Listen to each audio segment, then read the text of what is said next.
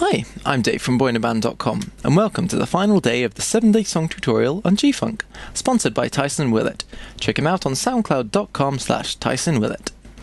Today, I'll be talking about mixing and mastering the song, then show you the final finished song with my vocals on top. Don't post your video responses to this video, post them to part 2 where the final song is. Okay, let's start with the mixing. A lot of this is the same advice as in the other 7-day songs, so feel free to skip ahead if you're already familiar with it. Make sure you're mixing with the mastering suite bypassed. I've got a few here, but they're all set to bypassed mode, because it can vastly change the sound and it can make your mixing a little bit dodgy. And you generally want to keep the beat and the vocals the loudest. I've done the vocals in Sonar and rewired Reason into it so you can get the music as well. And you've got to be careful with some of the louder, more high-pitched piercing effects, such as ouch my ears in this case, because they can be seriously annoying if they're too prominent, so be careful with them. I mix the beat, then add in the vocals, usually. So I start by muting all the channels one by one, using that little M there, and then unmute them and introduce the beat, the bass, and just as it's going along, I just adjust the levels as necessary. You'll probably have done a lot of this already whilst making the sounds themselves, so you could get an idea of whether or not they fit in the song.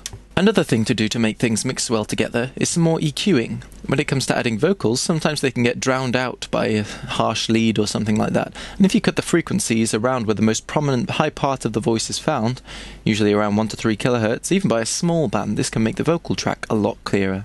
Another cool tool is a frequency analyzer. As I said, I rewired this Reason instance into Sonar, and then you can get something like Vox & Go's Span, which is a nice free one if you Google that. And you can check which frequencies need a bit of filling up and which ones are too muddy, and that way you can more accurately EQ your synths and beats. Another good technique is when you've finished mixing, leave it for a day, then come back and listen again.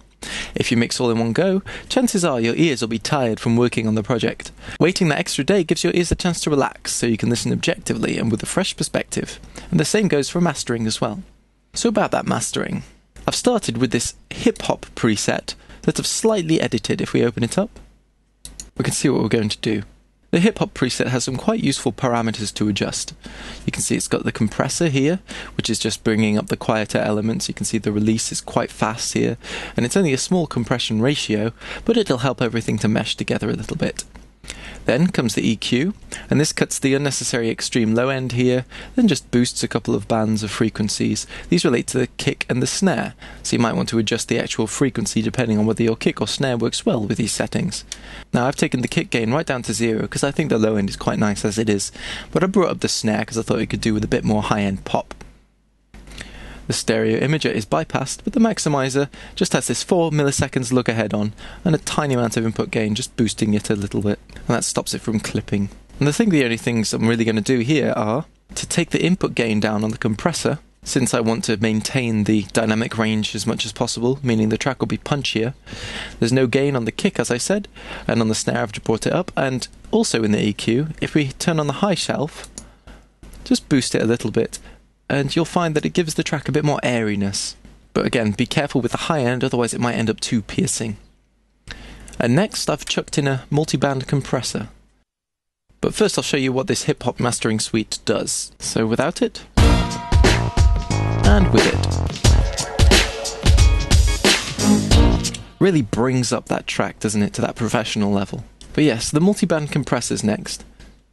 If we open it up, we can see that it uses a series of compressors and stereo imagers to create a multi-band compressor, which splits the signal into several frequency bands, compresses each one, then brings them back together. The advantage of this is, with a normal compressor, if your bass end had a really loud kick, when you compressed the whole track it would duck down whenever that kick drum came in, giving a nasty squashed effect.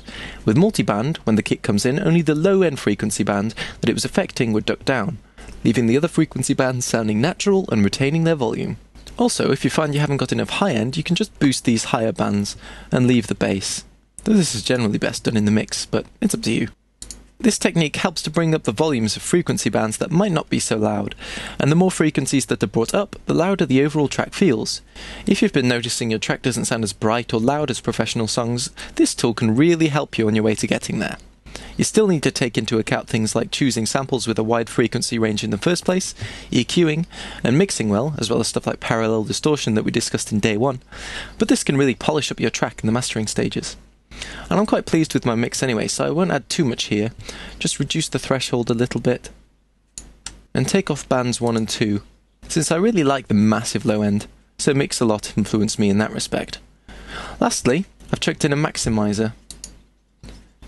And I've just got that on the 4 milliseconds look ahead, just in case the band compression ever clips at all. And alrighty, that's the mixing and mastering done. Don't forget to rate this video, then join me in part 2 where I'll be playing my full finished 7-day song.